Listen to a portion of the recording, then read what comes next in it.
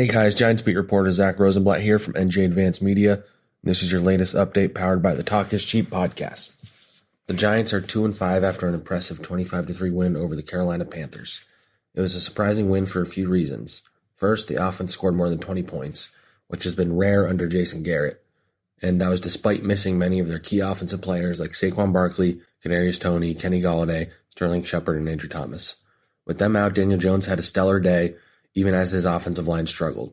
The play of the game came on a trick play where wide receiver Dante Pettis threw it to Daniel Jones at wide receiver, who made a one-handed catch for a key first down in the third quarter.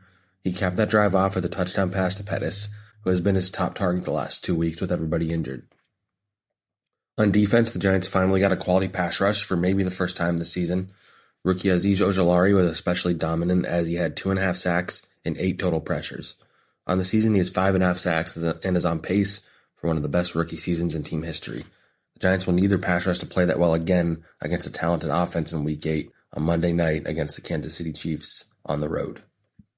The NFL trade deadline is coming up on Tuesday, the day after the Giants play the Chiefs, and since the Giants are likely already out of playoff contention, they would seem like a top candidate to be sellers at the deadline. But that might not necessarily be the case, as co-owner John Mara has said in the past that he doesn't like the message it sends when teams start trading away their players.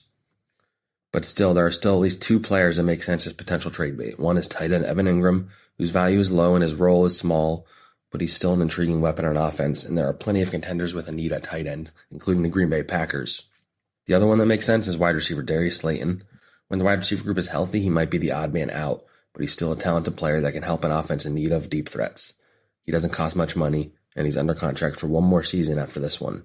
Safety Jabril Peppers would have been a trade candidate, but he ruptured his ACL and sprained his ankle against the Panthers and is out for the year. The Chiefs are starting slower than expected with a 3-4 record, and they're coming off a blowout loss to the Tennessee Titans. Star quarterback Patrick Mahomes leads the NFL interceptions, and their defense has been terrible. But the Giants aren't making the mistake of looking past a perceived Super Bowl contender. Joe Judge called Mahomes the best quarterback in the NFL, as did Patrick Graham. Even with the struggles, Mahomes is still great. He has elite weapons in Tyreek Hill and Travis Kelce, and the Giants are still banged up on offense too. Plus, Kansas City is one of the tougher road environments in the NFL, so nothing will come easy. The Giants game against the Chiefs kicks off at 8:15 p.m. on Monday night at Arrowhead Stadium in Kansas City. For all the latest Giants news, turn to the sports section of NJ.com and download the Talk is Cheap podcast wherever podcasts are available. Acast powers the world's best podcasts. Here's a show that we recommend. Hello, I'm Danny Pellegrino, and I host the Everything Iconic podcast. If you're into reality TV and pop culture, subscribe to Everything Iconic, where I break down all of your favorite Bravo shows like The Real Housewives and Vanderpump Rules. I interview celebrity guests and take a bunch of detours along the way. Everyone from Cameron Diaz, Rosie O'Donnell, Daniel Levy, Andy Cohen, Katie Couric, and even Queen icon legend Miss Piggy have stopped by, so you'll never want to miss an episode.